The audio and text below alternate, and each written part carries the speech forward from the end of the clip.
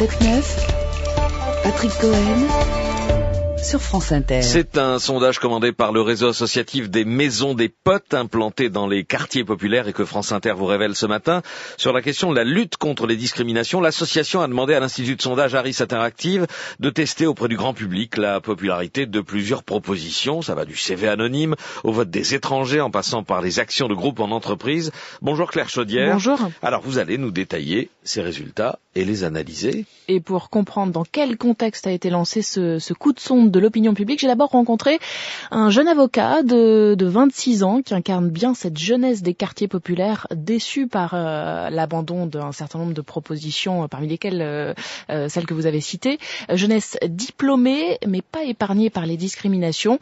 Asif Arif, français d'origine pakistanaise, a même fait de la défense des discriminés son métier. J'habite au Blanc-Ménil, mais pour obtenir un emploi, j'ai toujours dit que j'habitais à Paris.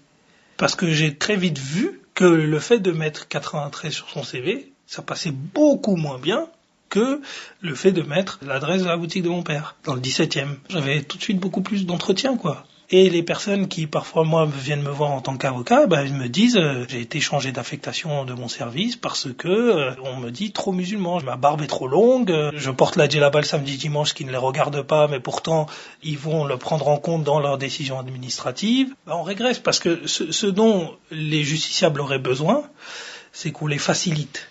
Ce sondage réalisé par Harris Interactive devrait donc intéresser ce jeune avocat. Que donnent les résultats? Et bien dans l'ensemble, il démontre que l'opinion est beaucoup moins fermée qu'on ne le croit sur ces sujets, même si on observe un léger repli. 48% seulement des sondés sont favorables au vote des étrangers.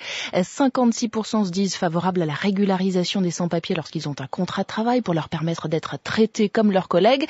Mais ce repli se fait moins sentir sur des sujets comme le CV anonyme qui recueille 72% d'opinions favorables. 80% des sondés sont aussi pour un renforcement des sanctions juridiques dans les entreprises qui discriminent.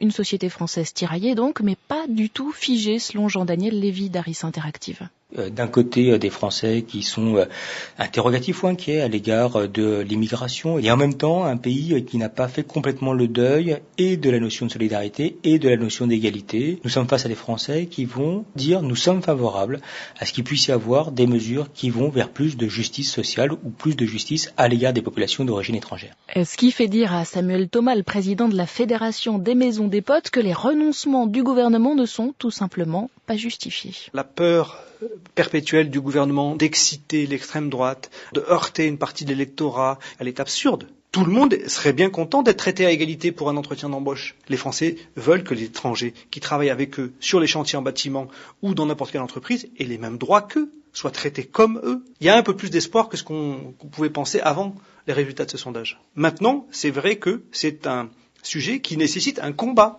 Un combat que les exécutifs successifs n'ont pas vraiment mené, effectivement, ces dernières années, selon les chercheurs. Après quelques avancées il y a 15 ans sur le sujet de la diversité, ça patine aujourd'hui sur la question de la mesure même des discriminations en France. Virginie Guiraudon est directrice de recherche au CNRS. C'est presque comme une mode dans les années 2000, j'ai envie de dire. Et pour les entreprises aussi, elles ont investi dans la communication, beaucoup sur ces questions. Depuis la deuxième partie des années 2000, il y a eu un essoufflement, on n'avance pas. L'action publique, elle se base sur des diagnostics.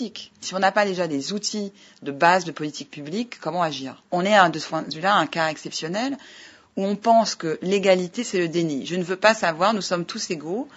Et donc, on ne se donne pas les moyens de regarder la réalité en face. Donc, c'est au nom de l'égalité qu'on discrimine dans l'emploi, à l'école, dans le logement. Rappelons que les actions de groupe en entreprise comme nouvel outil pour lutter contre les discriminations seront discutées bientôt tout de même par les parlementaires, un projet qui, lui, n'a pas été abandonné. Claire Chaudière, un sondage qui a aussi été réalisé en Espagne et en Grande-Bretagne et dont les résultats sont accessibles sur franceinter.fr et sur lesquels nous reviendrons dans le journal de 13h. Merci beaucoup Claire.